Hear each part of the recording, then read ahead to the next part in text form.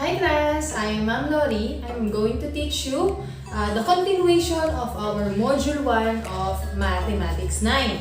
So, last time we have discussed the linear equation and quadratic equation. Again, let us recall.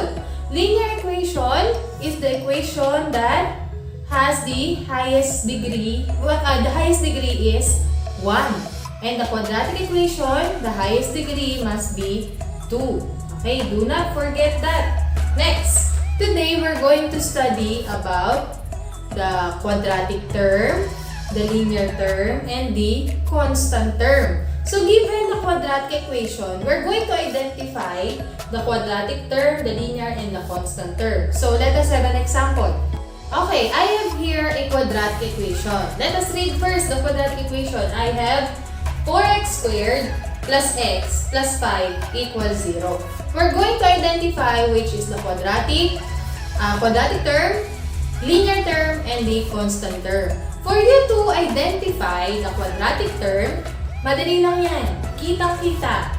Kitang-kita na kung sino yung may exponent na 2. That is the quadratic term. Next, yung linear term, syempre, yung may exponent na 1. Again, bakit hindi natin nakikita na may exponent siya na 1? Kasi, always invisible ang exponent ni x. Pag invisible yon, ibig sabihin may 1. Huwag magtitiwala kay x. Next, I have here, kung sino yung walang variable, ang tawag doon ay constant term.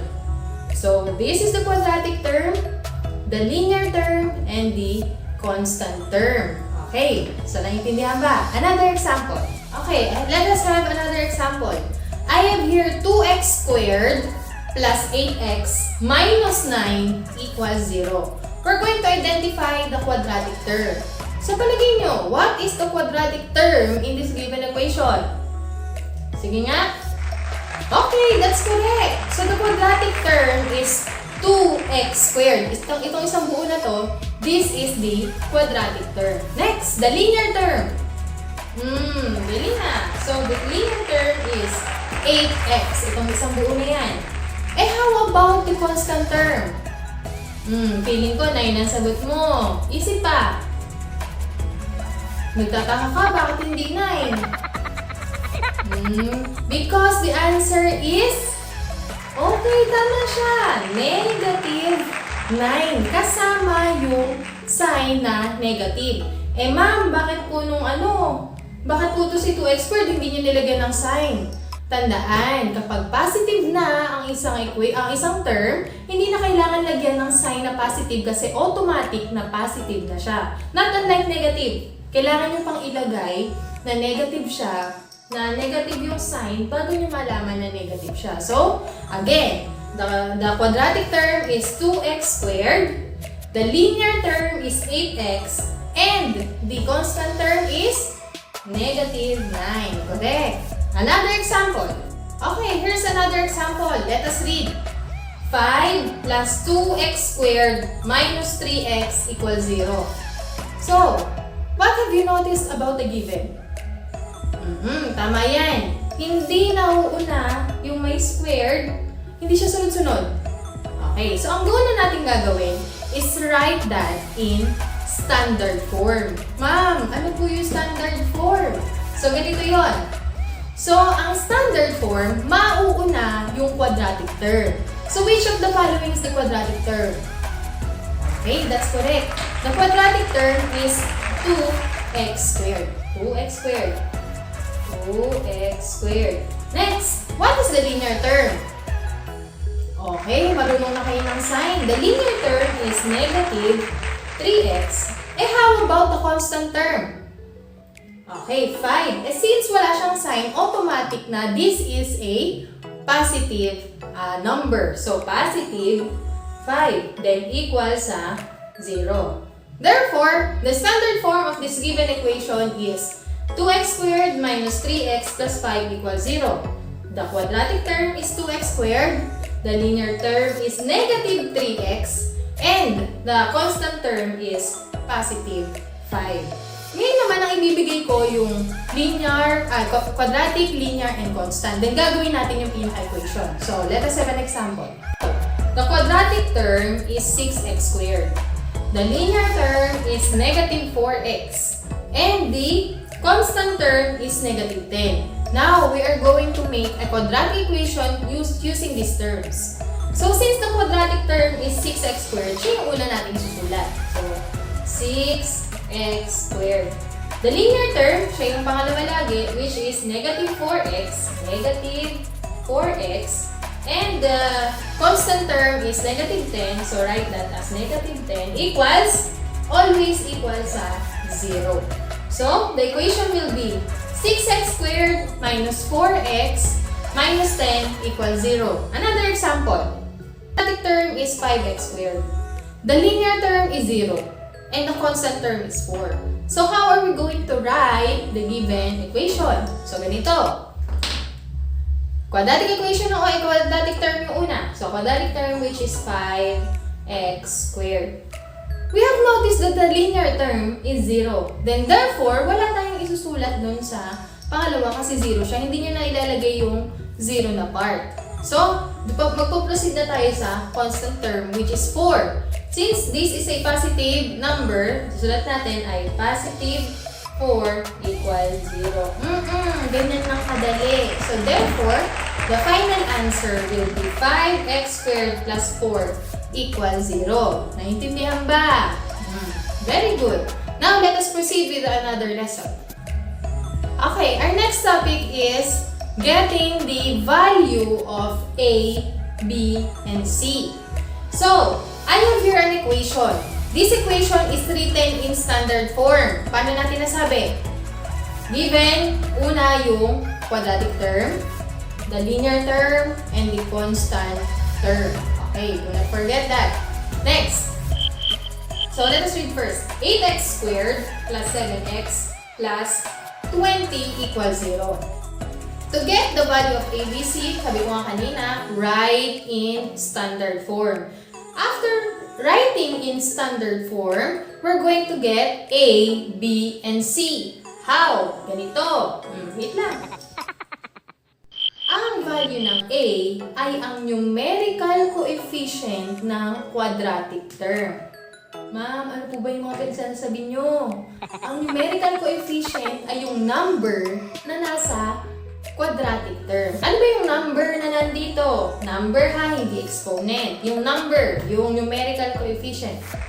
Okay, that's correct. The answer is 8. Ang dali lang, di ba? How about the value of B? The value of B is the numerical coefficient of the linear term. So, what is the value? Okay, very good. The value is 7. And the constant term, siya yung walang variable. Walang x, walang y, walang kahit ano. Number lang siya. Which is, hindi kayo ha. Hindi ko rin walang x, kayo na kaagad. Pag tayong ano, kaya tayo nasasaktan eh. O, dito na tayo ulit. So, C equals, okay, that's correct. The answer is 20. So, the final answer will be A equals 8, B equals 7, and C equals 20. Madali lang, di ba? Okay, another example. Okay, I have here x squared minus 4x plus 3 equals 0. We're going to get the value of ABC. Anong unang gagawin? Okay, correct. Write in standard form. And this is written in standard form. Then, therefore, we're going to proceed with getting the value of A, B, and C. Now, what is the value of A? Iba-iba ang sagot. Di ba tinuro ko nung nakaraan na ang X ay huwag pagkakatiwalaan. Lagi siyang may katabi. Kaya tayo nagkakamali. Kasi masyado tayo nagtitiwala. Char. So, let us proceed. The value of the numerical coefficient of this quadratic term is, okay, correct. The value is 1. Diba sabi nga natin, si x ay laging may katabing 1. Next, value of b. Anong 4? Easy pa ulit. Okay, that's correct. The answer is, do not forget the sign. The sign which is negative 4. The value is negative 4 kasi negative 4 siya. Next, the value of C, yung walang variable, ay, okay, the value is 3. Then the final answers are A equals 1, B equals negative 4, and C equals 3. Very good. Another, last example. Okay, another example.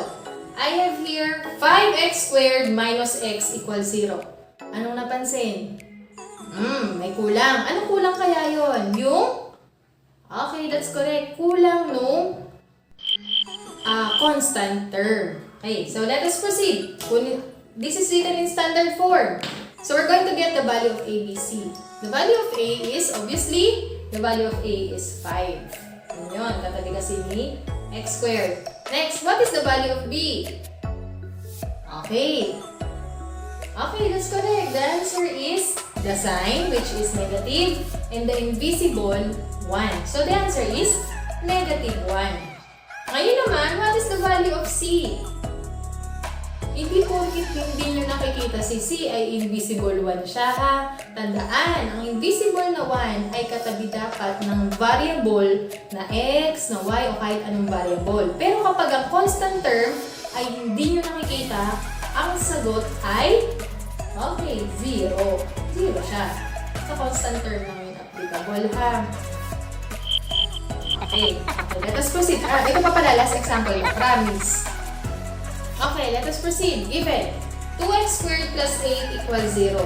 This is written in standard form, correct? Now, get the value of A, B, and C.